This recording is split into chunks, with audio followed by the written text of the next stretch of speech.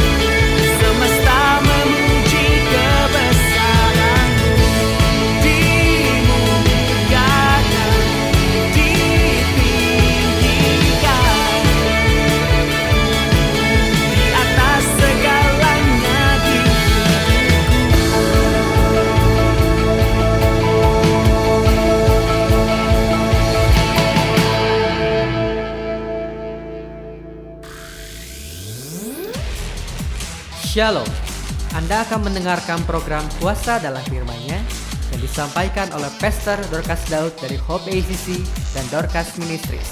Selamat mendengarkan. Shalom, puji Tuhan, senang sekali berjumpa kembali dengan semua kekasih-kekasih Tuhan di mana saja berada. Dan kita tetap di dalam semangat yang tidak pernah pudar. Walaupun dunia tidak pernah bisa memberikan jaminan untuk kita tetap bergairah, bersemangat menjalani kehidupan ini. Tapi percayalah, Tuhan selalu merencanakan yang baik untuk saudara dan saya.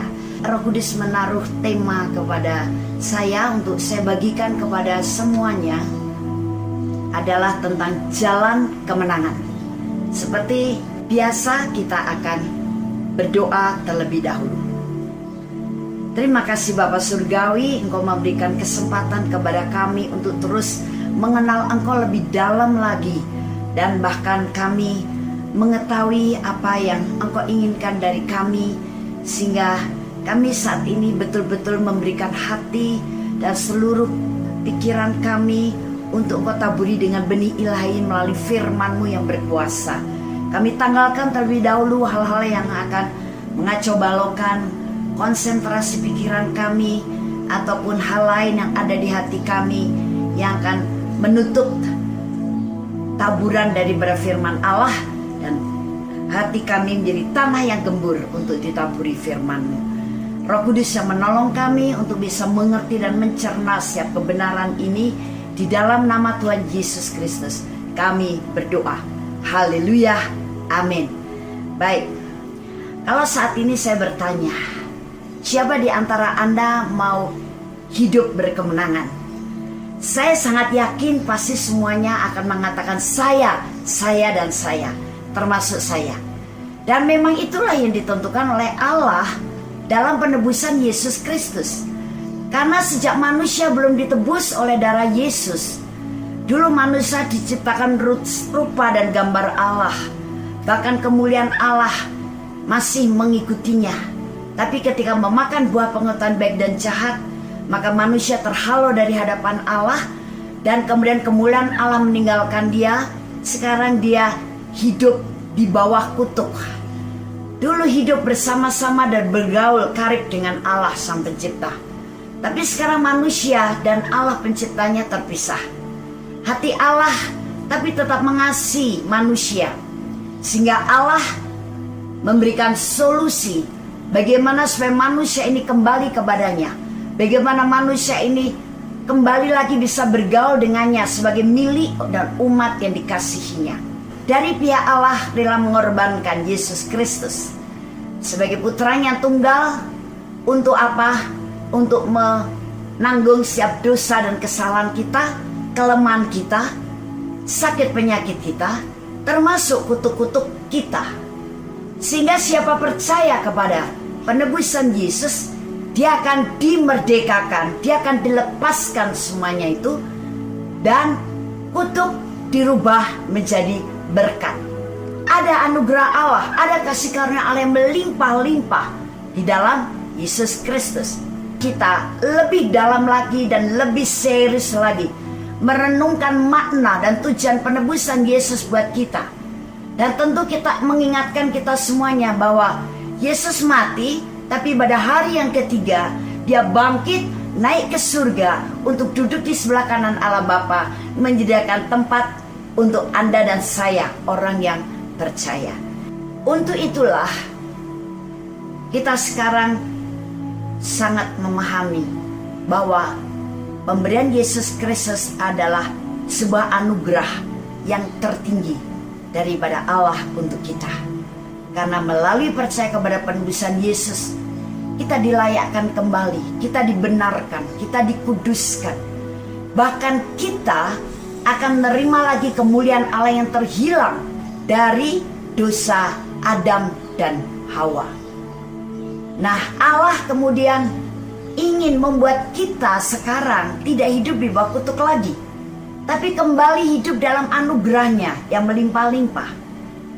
Tidak lagi menjadi orang-orang yang terus dikalahkan oleh setan dan iblis, dikalahkan oleh situasi dan keadaan. bahkan dikalahkan oleh dunia. Tapi dia ingin manusia yang diciptakannya dahulu adalah manusia yang hidup berkemenangan. Tapi kemenangan itu akan kita peroleh melalui apa? Iman. Iman kepada siapa? Iman kepada penebusan Yesus Kristus. Jadi dasar yang pertama untuk kita mengalami kemenangan adalah iman.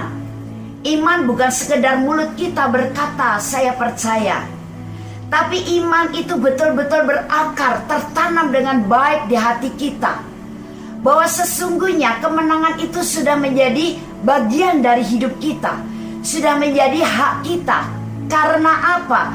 Karena kematian, kebangkitan, dan kenaikan Yesus Kristus itu menunjukkan bahwa dia sudah menjadi pahlawan bagi kita, sehingga dia yang telah memenangkan kita, dan kita sekarang yang meraih dan menikmati kemenangan yang Yesus lakukan buat kita.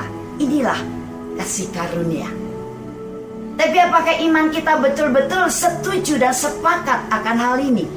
Karena ternyata dalam perjalanan hidup, apalagi saya juga pelayanan dalam hal pelayanan pribadi, banyak orang Kristen ketika menghadapi situasi dan kondisi masalah, keadaan dunia, keadaan keluarga, keadaan bisnis, keadaan pekerjaan, bahkan mungkin kondisi pelayanan dan sebagainya, mereka lupa bahwa sebetulnya dalam posisi seperti apapun kita, karena kondisi tertentu, kita tidak akan pernah dikalahkan oleh masalah itu.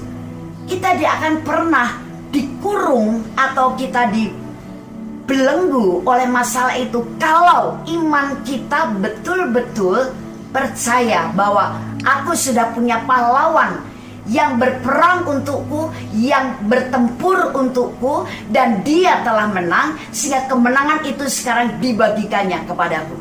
Saya sekarang layak untuk mendapat kemenangan. Sehingga kalau kita baca di dalam Roma pasal 8 ayat yang ke-37, tetapi dalam semuanya itu kita lebih daripada orang-orang yang menang oleh dia yang telah mengasihi kita. Wow. Tepuk tangan terlebih dahulu untuk kita yang sudah dilayakkan untuk memperoleh hak kemenangan itu. Dikatakan di situ bahkan kita lebih daripada orang-orang yang menang. Tentu saja lebih daripada orang yang menang, karena yang mengalahkannya Yesus Kristus. Mengapa dia rela melakukan hal ini? Bahkan dia seakan-akan korban karena kita, karena kasihnya. Inilah kasih Allah, inilah kasih Yesus Kristus yang luar biasa, yang tidak bisa kita dapatkan dari dunia. Bahkan barangkali kita tidak bisa mendapatkan dari sesama kita, karena kasih sesama kita seringkali mempunyai ukuran tertentu, mempunyai batasan-batasan tertentu. Tapi kasih Allah unlimited, tidak ada batasnya. Itu sebabnya kita bisa katakan God is love. Allah itu adalah kasih. Kasih itu adalah rela berkorban untuk memberi yang terbaik, walaupun dirinya itu harus menderita. Dan itulah yang dilakukan Yesus Kristus untuk kita semuanya. Supaya apa? Anda dan saya sekarang sukacita menikmati kemenangan yang sudah Tuhan berikan, dan mempersembahkan hidup kita untuk menjadi kemuliaan bagi Dia, dan kita menyaksikan akan kebaikannya melalui kasih. Lewat pengorbanannya, Dia telah menjadi pahlawan kita yang telah menang dan mengalahkan dosa dan maut, mematahkan setiap kutuk, menyembuhkan segala macam penyakit, memperkuat segala kelemahan kita. Dan kita sekarang mengucap syukur, kita sudah beroleh kemenangan itu. Saya percaya ketika iman kita bulat kepada kebenaran ini, walaupun masalah problem masih ada di depan mata, tapi Anda tidak akan pesimis menjalani hidup ini. Anda tidak goyah keberaniannya untuk terus menghadapi masalah itu bersama dengan Tuhan. Adakah tetap bulat hati percaya bahwa suatu hari masalah ini selesai dan penyelesaian masalah itu dengan kemenangan ada di pihakku? Karena aku bersama dengan Tuhan yang sudah menjadi pahlawan kemenanganku. Sekarang kita akan membaca firman Tuhan dari Matius pasal 18 ayat 19.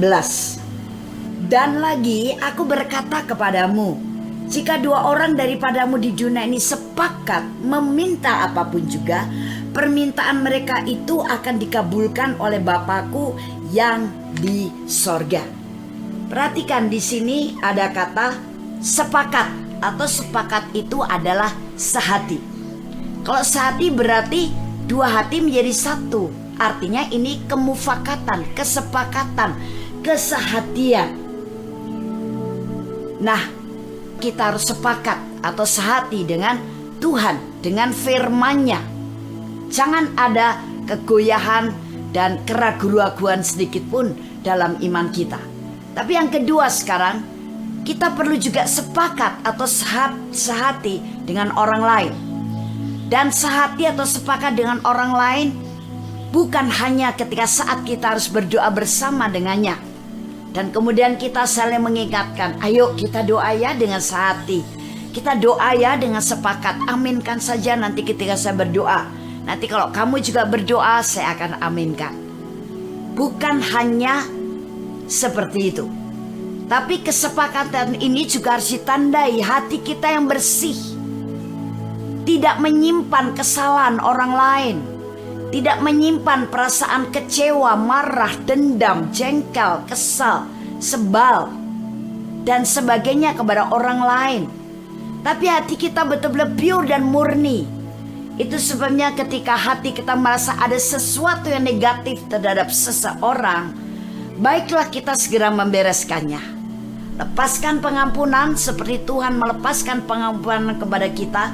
Seberapa jahat dan seberapa pun besarnya dosa kita, kalau kita minta ampun, Dia akan mengampuni kita dan menyucikan kita dari segala dosa dan kejahatan. Nah, sekarang dengan orang lain kita juga harus seperti itu. Karena kalau kita tidak mau melepaskan pengampunan dengan alasan apapun, mungkin alasannya karena engkau merasa dia yang bersalah terlebih dahulu, atau engkau berpikir bahwa dia memang orangnya jahat, atau engkau punya pendapat bahwa kalau engkau mengampuni nanti lain kali dia akan melunjak lagi, akan begitu lagi kelakuannya kepada saya, atau mungkin alasan-alasan yang lain. Tapi itu tidak berguna. Ketika firman berkata lepaskan pengampunan, ampunilah orang yang bersalah kepada kamu seperti Bapa mengampuni kamu, tidak bisa ditawar lagi. Tidak bisa kita kompromikan dengan perasaan-perasaan yang negatif tadi. Tidak bisa kita kemudian minta keringanan daripada Bapa surgawi untuk kita bisa menahan dulu kejengkelan kita kepada si A, kepada si B, kemarahan kita kepada dia, sakit hati kita karena dia telah melukai kekecewaan kita dan sebagainya. Itu alasan tidak akan pernah didengar. Itu alasan tidak dipedulikan oleh surga. Karena ketika Bapa surgawi mengatakan sesuatu, taatilah. Karena itulah kebenaran. Dan bagaimana kalau kita mempraktikkan kebenaran, yaitu firman itu, maka kita akan dimerdekakan.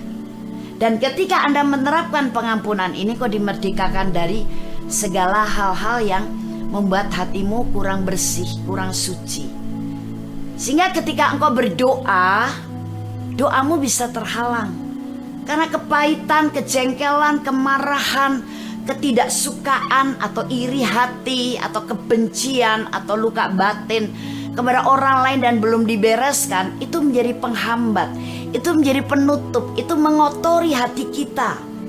Ingat bukan firman Tuhan yang berkata, diberkatilah orang yang suci hatinya karena dia akan melihat Allah. Jadi kesucian hati itu dibutuhkan. Dan ketika kita suci hatinya, walaupun barangkali kita berdoa seorang diri, di rumah atau dimanapun, tapi doa kita punya kuasa. Karena apa? Kita sepakat dengan orang lain. Jadi sepakat atau sehati itu bisa terjadi ketika dua orang atau lebih berdoa bersama-sama pada waktu yang sama di tempat yang sama. Tapi juga kesepakatan atau kesehatian kita dengan orang lain itu adalah dengan hati kita yang berdamai dengan semua orang. Nah, maka perdamaian ini akan mendatangkan kuasa Allah yang luar biasa. Apalagi kehidupan dalam rumah tangga, suami dan istri, orang tua dan anak, anak dan orang tua, anak dan anak, antara kakak dan adik. Bagaimana ini akan terlihat dengan jelas bahwa kesepakatan atau kesehatian antara kita dengan sesama itu sangat dibutuhkan. Kita harus menurunkan keegoan kita demi untuk apa? Demi untuk roh kebenaran itu muncul, tampil, menguasai kita, sehingga yang kita lakukan, yang kita cerminkan adalah tunduk dan taat melakukan firman Tuhan. Tindakan-tindakan yang mulia, bukan tindakan-tindakan yang menyimpang dari firman. Nah, ketika kita suami istri sehati, apapun masalah yang sedang terjadi, apapun kebutuhan yang sedang mereka hadapi, dan dihadapi dengan doa yang sepakat, doa yang sehati, maka kuasa doa itu akan mendatangkan segala sesuatu yang kita doakan. Kesehatian juga bukan hanya dalam doa untuk suami istri. Bagaimana kehidupan sehari-hari mereka tetap menjalani kehidupan bersama dalam kasih.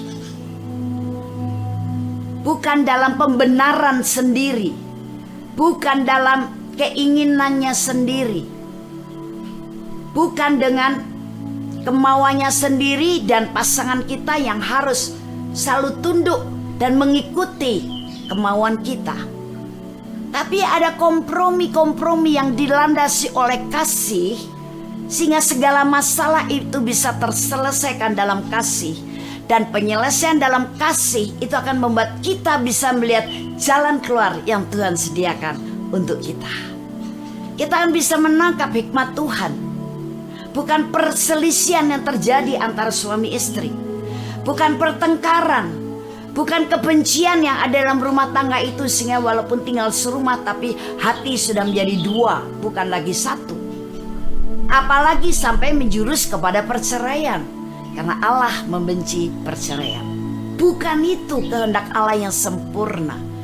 Tapi kehendak Allah yang sempurna, kamu menang, rumah tanggamu menang, keluargamu menang. Makanya kamu harus hati satu dengan yang lain. Juga anak dan orang tua dengan anak, adik dengan kakak, kakak dengan adik, semuanya itu membutuhkan kesehatian, kesepakatan.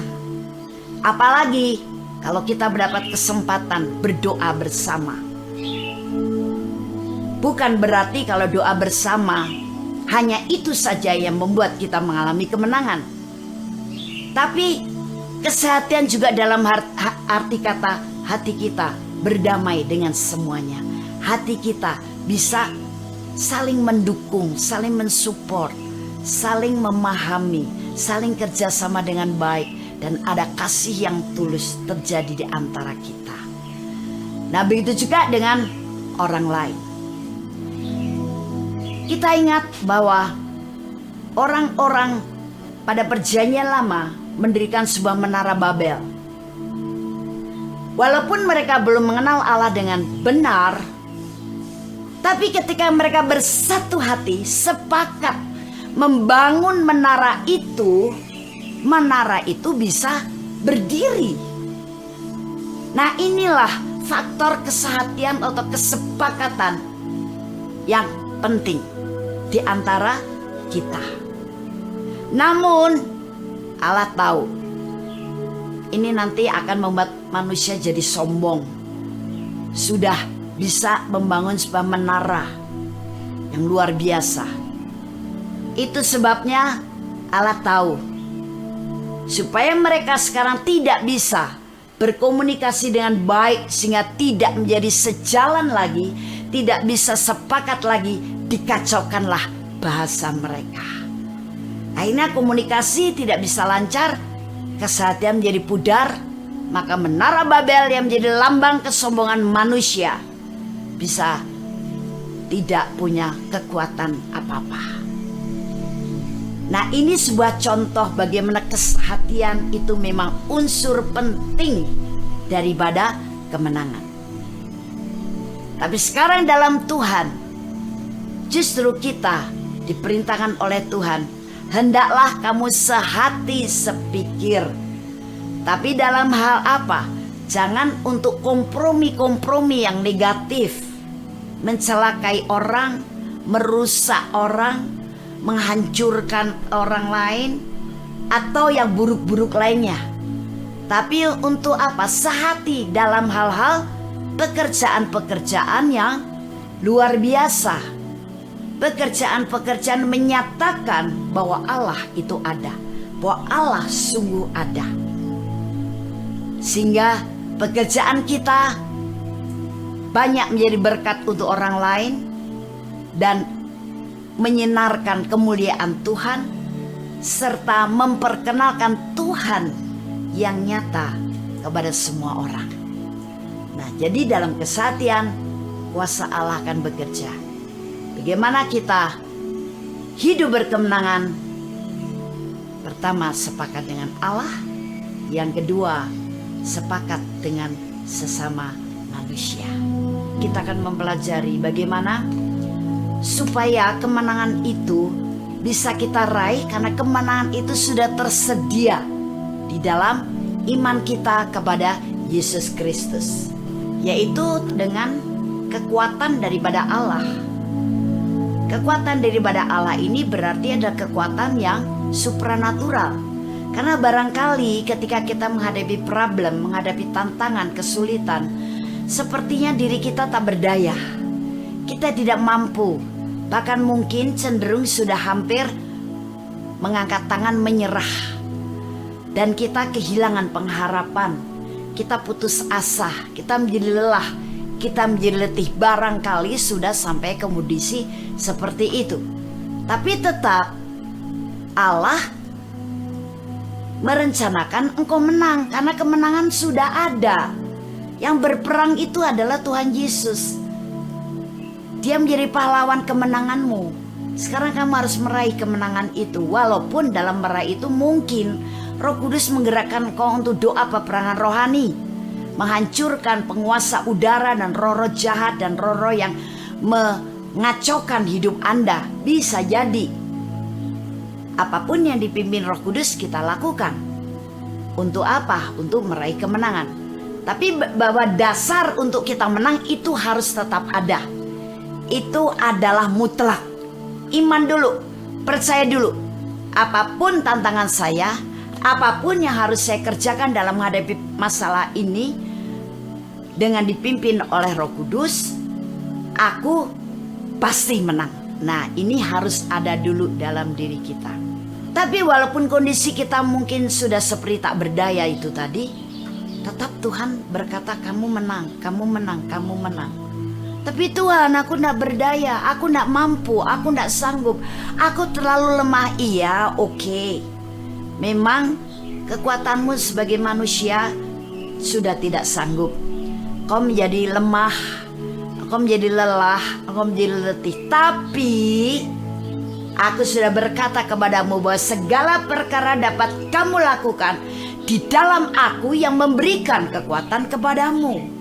Artinya kelihatannya dalam kelemahanmu kamu tak mampu meraih kemenangan atau mengalami kemenangan, tapi kamu bisa, karena kekuatankulah yang akan memampukan kamu.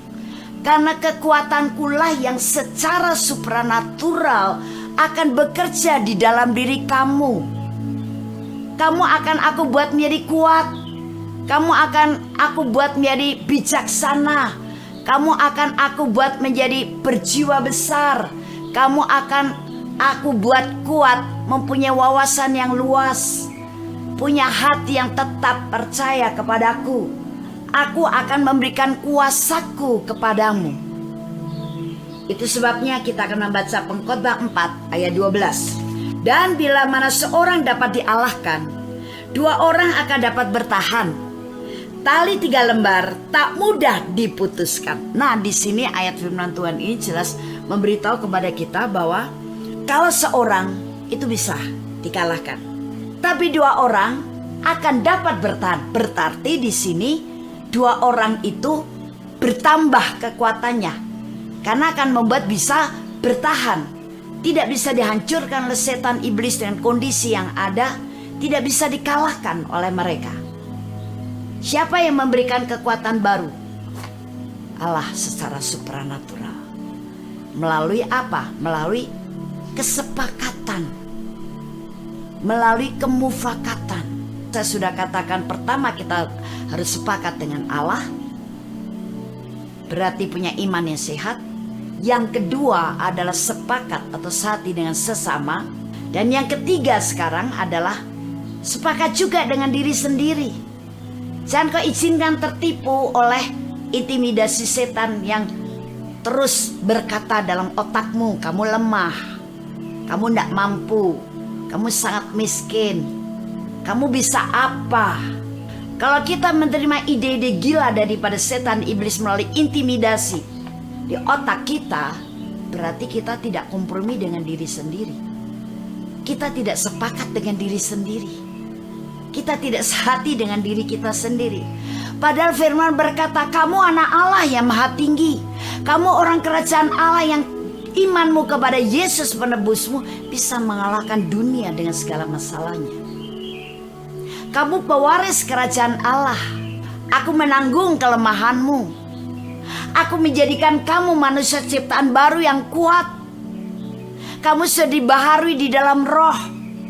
Kamu sudah dipulihkan dari jiwamu yang terluka. Kamu sudah dipulihkan dari kelemahan tubuhmu. Itu kebenaran berkata begitu. Tapi kalau kita masih mau menerima intimidasi setan iblis yang negatif tadi, berarti kita tidak sepakat dengan diri kita yang katanya kita sudah percaya kepada Tuhan. Kita sudah percaya kepada firman, dan firman berkata tentang hal yang bagus untuk kita. Karena penebusan Yesus Kristus untuk segala hal dalam kehidupan kita. Kita sedang memperlemah diri. Kita sedang memiskinkan diri. Kita sedang mengakui kegagalan, mengakui kekalahan, padahal Tuhan menentukan you are more than conqueror. Kamu lebih daripada orang-orang yang menang. Luar biasa bukan? Nah, itu sebabnya kita harus sepakat juga dengan diri sendiri. Jadi mari kita sekarang akui diri kita sudah berbeda dengan manusia lama kita. Yesus yang sudah memperbarui segala-galanya. Saya adalah new creation di dalam penebusan Yesus. Yang lemah sudah berlalu diganti yang kuat. Yang miskin sudah berlalu diganti dengan yang kaya. Kutuk sudah berlalu diganti dengan berkat. Sakit penyakit sudah berlalu dan sekarang sudah diganti dengan kesehatan yang prima dari Yesus Kristus. Wow, wonderful. Kita perlu bersorak untuk anugerah ini.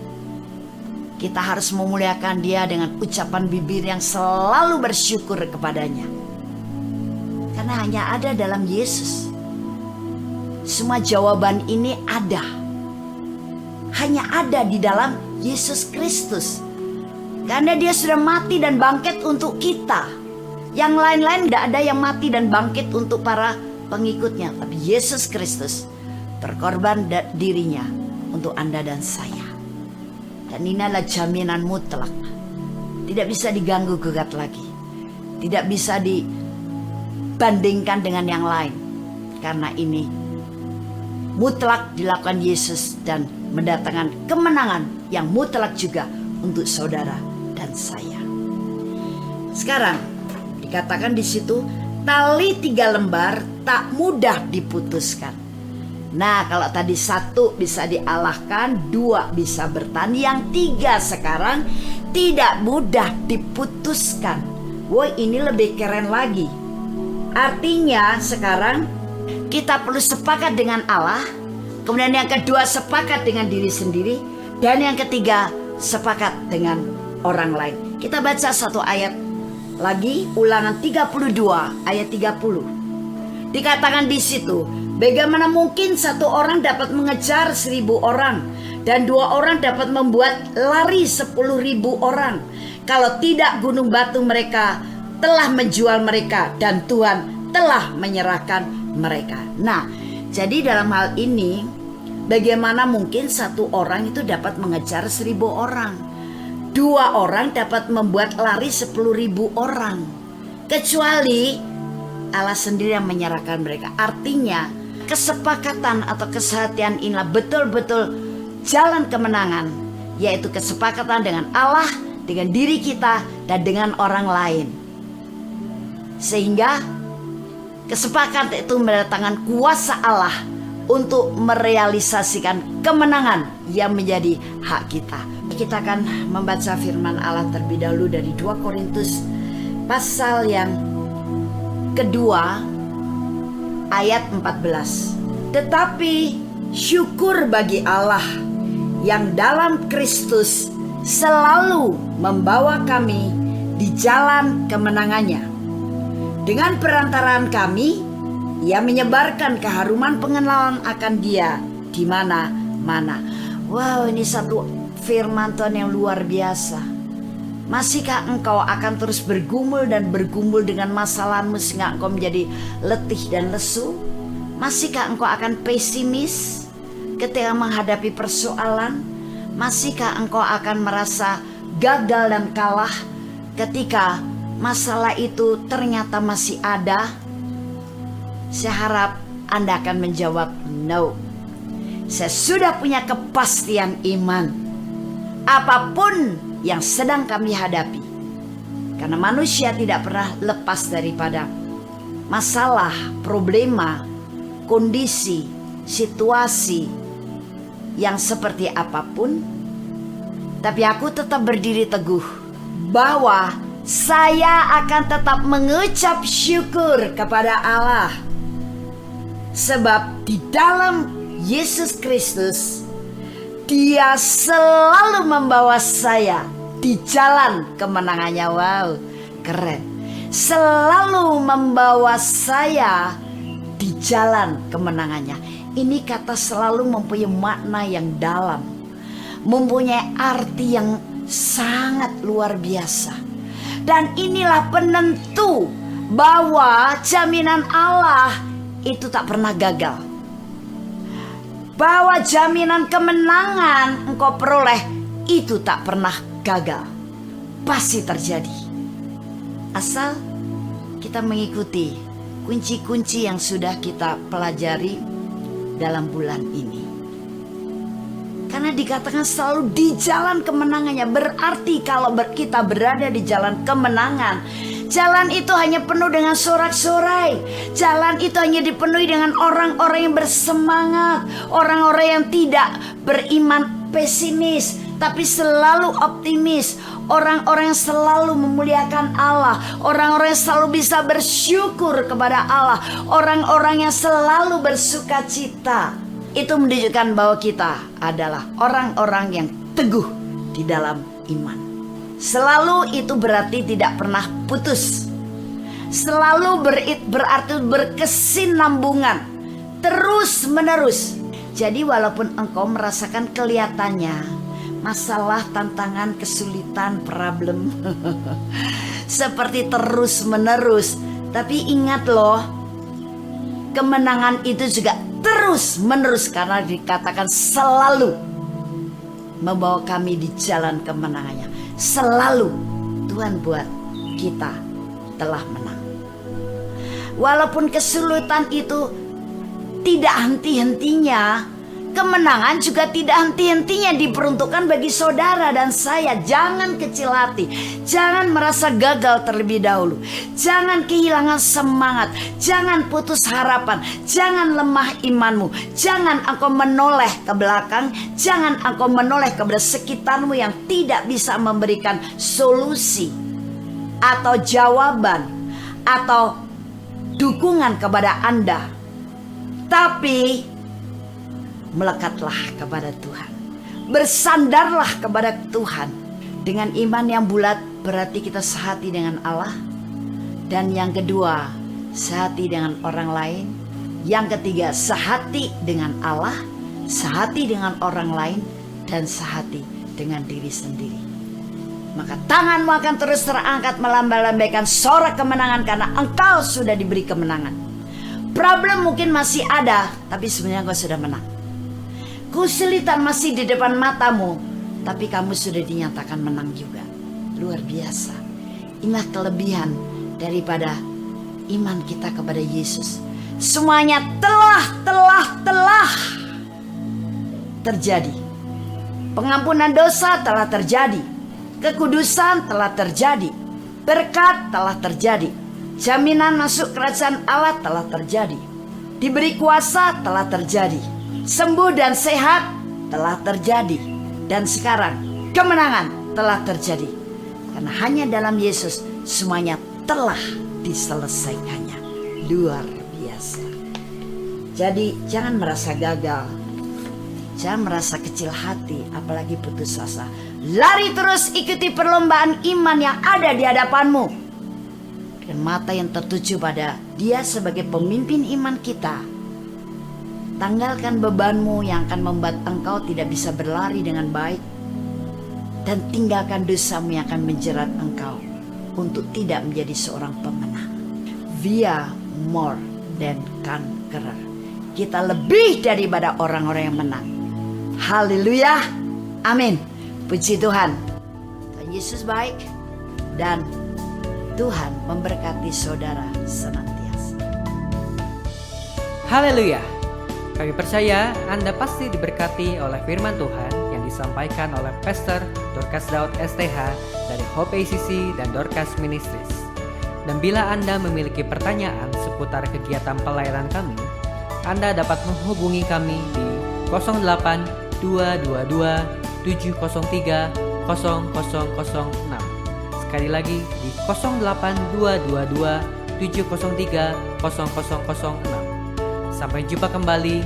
Tuhan Yesus memberkati.